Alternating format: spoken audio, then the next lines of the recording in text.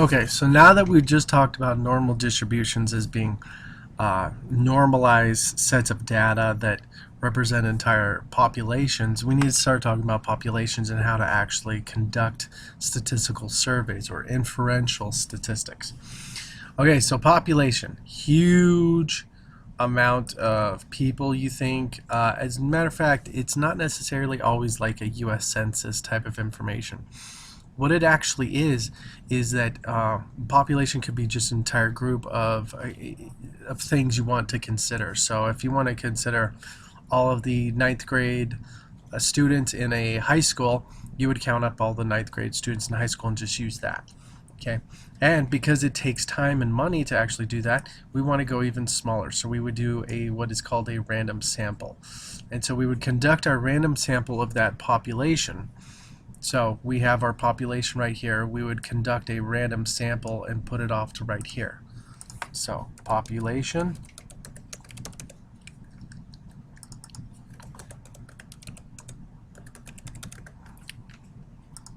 random sample right here. Pretty simple as that.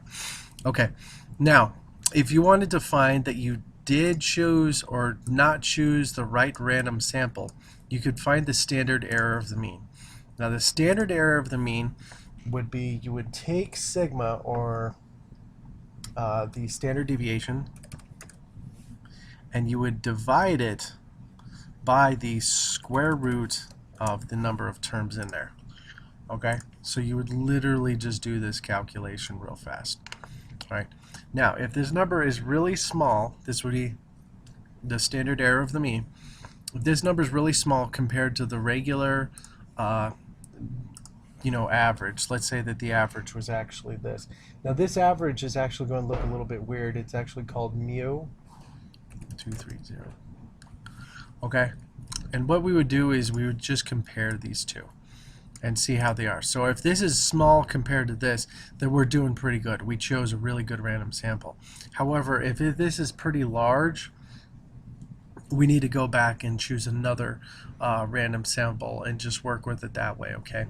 And once we do this and we find the right random sample that we can actually do, we can start doing some inferential statistics, which is we can look at the population as a whole by looking at the actual random sample and save ourselves some time. So that's the beautiful thing about the standard error of mean and statistics, is that you can get a lot done in a little amount of time. Okay, now when I wanted to use a level of confidence, let's say a 95% level of confidence, what I would actually do is I'd probably look up some information, especially on the tables, especially for the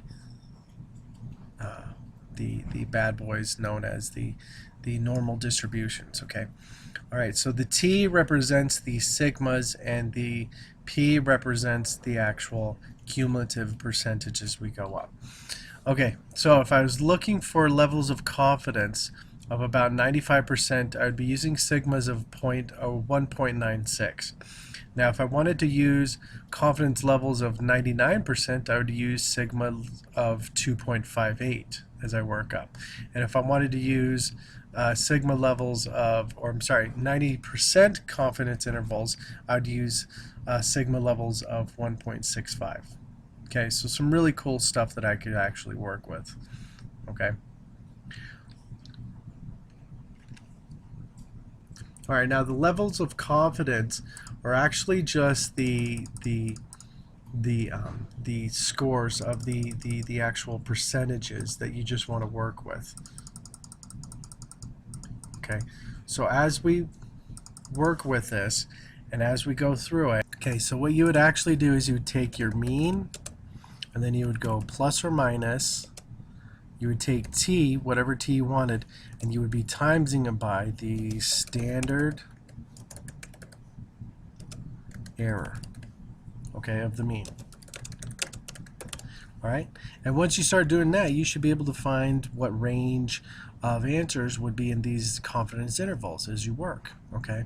And that would give you really confidence in knowing, okay, I'm really dealing with something that's really exact, or I'm dealing with something that's kind of exact, and just work with it, okay?